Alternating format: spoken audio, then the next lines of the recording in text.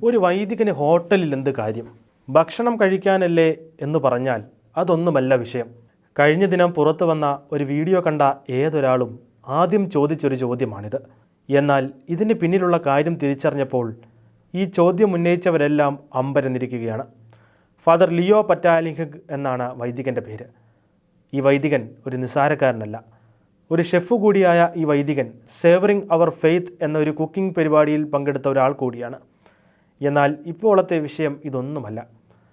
Plating grace and grab എന്ന പേരിൽ തൻ്റെ ഫുഡ് ട്രക്ക് സംരംഭം ആരംഭിച്ച ഈ വൈദികൻ ഇന്നൊരു പുതിയ റെസ്റ്റോറൻറ്റ് കൂടി തുടക്കമിട്ടിരിക്കുകയാണ്. ഭക്ഷണം നിർമ്മിച്ച് അത് ട്രക്കിലൂടെ ആളുകളിലേക്ക് എത്തിക്കുന്ന ഒരു സംരംഭമാണിത്.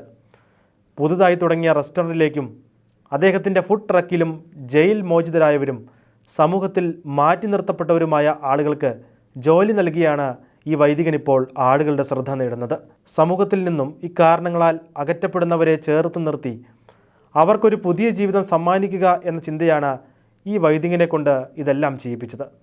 പുതുതായി തുടങ്ങിയ ഈ റെസ്റ്റോറൻറ്റ് ഈ സംരംഭത്തിൻ്റെ ആസ്ഥാനമാക്കി ഫുഡ് ട്രക്ക് സംരംഭം വിപുലീകരിക്കാനാണ് ആഗ്രഹിക്കുന്നതെന്ന് ഫാദർ ലിയോ പറയുന്നു. പലവിധ കാരണത്താൽ സമൂഹത്തിൽ നിന്നും മാറ്റി നിർത്തപ്പെട്ടവർ വിശക്കുന്ന ഒരുവന് നേരെ ഒരു നേരത്തെ ഭക്ഷണം അവരുടെ കൈകൾ കൊണ്ട് നൽകുമ്പോൾ മാറ്റി നിർത്തപ്പെട്ട സമൂഹത്തിൽ നിവർന്ന് ജീവിക്കാനുള്ള ധൈര്യമാണ് അവർക്ക് ഈ വൈദികൻ പകർന്നു നൽകിയത്. അത്തരത്തിൽ വൈദികൻ ഒരു പുതുജീവൻ പകർന്ന ഒരാളാണ് 22-കാരനായ ഇമ്മാനുവൽ മക്ഫാഡൻ.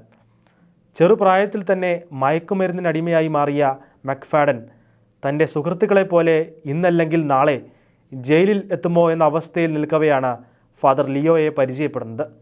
ഒരു ഷെഫാകണമെന്ന മക്ഫാഡൻ്റെ ഉള്ളിലെ ആഗ്രഹത്തിന് ഫാദർ ലിയോ ചിറകുകൾ മുളപ്പിച്ചു.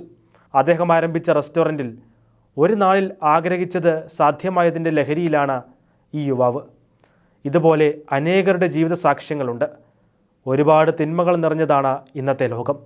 അത്തരം തിന്മകളിൽ അറിഞ്ഞോ അറിയാതെയോ വീണുപോയ ഒരാൾക്ക് വെറുമൊരു ആശ്വാസവാക്ക് മാത്രം നൽകി സമാധാനിപ്പിക്കുന്നതിനേക്കാൾ അവരെ സമൂഹത്തിൽ നന്മയുള്ളവരായി മാറ്റുന്നതിനായി മുന്നിട്ടിറങ്ങുന്നതിലൂടെയാണ് ഈ വൈദികൻ സത്യത്തിൽ കയ്യടി നേടുന്നത്.